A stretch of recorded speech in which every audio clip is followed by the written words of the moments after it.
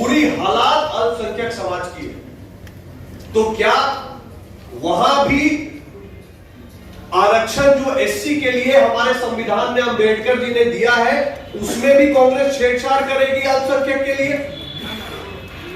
और ये धर्म और संपत्ति का जो सर्वे कराने की बात राहुल गांधी जी कह रहे हैं कि संपत्ति का सर्वे कराएंगे, तो क्या संपत्ति का सर्वे करा के इसको भी जनसंख्या के आधार पर पुनर्बांटने की बात होगी? लोग कई बार भूल जाते हैं, लोगों को लगता है कि सब खाली बात है, हो नहीं सकता है।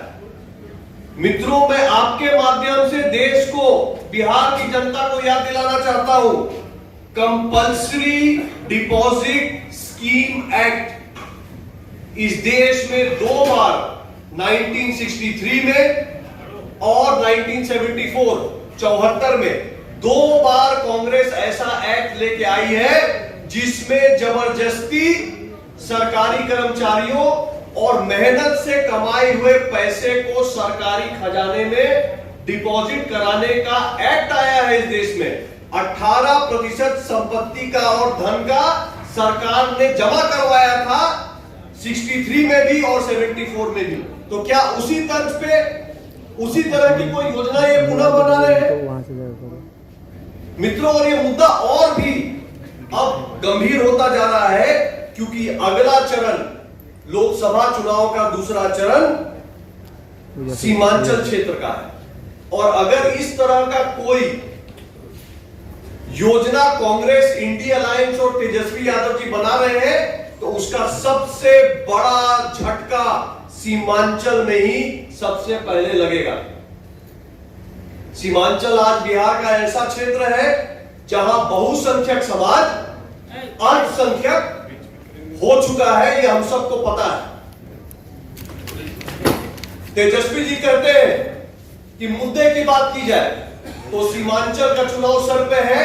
सीमांचल के मुद्दे की बात मैं कर रहा हूं। सीमांचल का सबसे बड़ा मुद्दा है वहां का सामाजिक समीकरण। सीमांचल में सबसे बड़ा मुद्दा है वहां का घुसपैठ। सीमांचल का सबसे बड़ा मुद्दा है वहां पे आतंकवादी तत्वों को संरक्षण। सीमांचल का सबसे बड़ा मुद्दा है वसूली, जिसके वजह से, धमकी वसूली के वजह से वहां से कारोबारी भाग रहे हैं। सीमांचल का सबसे बड़ा मुद्दा है हमारी माताओं और बहनों की सुरक्षा। हमारी मां बहनें उस क्षेत्र में कई जिलों में, सीमांचल के कई जिलों में अपने आप को बहुत असुरक्षित पाती हैं। सीमांचल का मुद्दा है गौ तस्करी।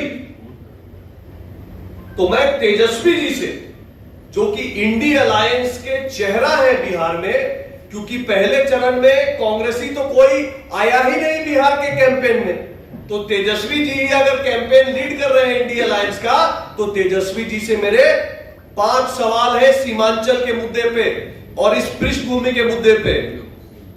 तेजस्वी जी, आप स्पष्ट करिए कि कांग्रेस के मैनिफेस्टो में लिखा है, सच्चर कमेटी, रंगनाथ कमीशन की रिपोर्ट का आधार देते हुए पूछता हूं कि क्या आप कांग्रेस को मदद करेंगे ओबीसी के आरक्षण में छेड़छाड़ करके अल्पसंख्यक को आरक्षण देने में? पहला सवाल। दूसरा, क्या आप कांग्रेस के मैनिफेस्टो और उनके सोच से सहमत हैं कि अल्पसंख्यक समाज का कोटा शेड्यूल कास्ट में भी होना चाहिए? सीमांचल की जनता की परेशानी को देखते हुए तेजस्वी जी बताइए, मेरा तीसरा सवाल, एनआरसी ला के इस देश में घुसपैठियों को बाहर करने की जो प्रधानमंत्री जी की योजना है, क्या आप उसका विरोध करेंगे? क्या आपको नहीं लगता है कि सीमांचल में घुसपैठ पर रोकथाम होनी चाहिए? आप बताइए तेजस्वी जी कि इस देश में प्रधानमंत्री मोदी के तीसरे बार पीएम बनने के बाद यूनिफॉर्म सिविल कोड, यानी सर्व नागरिक को समान अधिकार लाने की बात हो रही है। किसी को विशेष अधिकार ना होना चाहिए। हम सब भारत मां के बेटे हैं, बेटियां हैं, और हम सब के अधिकार समान होने चाहिए, क्योंकि हम एक समान नागरिक हैं। इस सोच के साथ यूनिफॉर्म सिविल कोड लाने की बात भाजपा ने अपने मैनिफेस्टो में स्पष्ट रखी है। सीमांचल की जनता, बिहार की जनता जानना चाहती है कि आपका यूनिफॉर्म सिविल कोड पे क्या मत है तेजस्वी जी।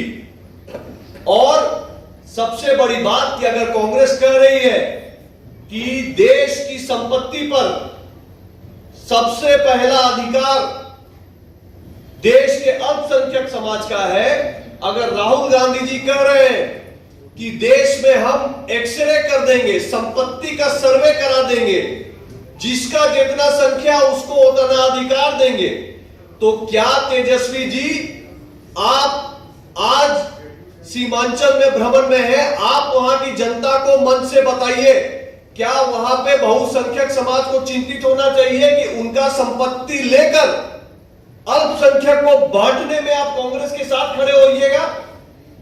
इसका जवाब दीजिए तेजस्वी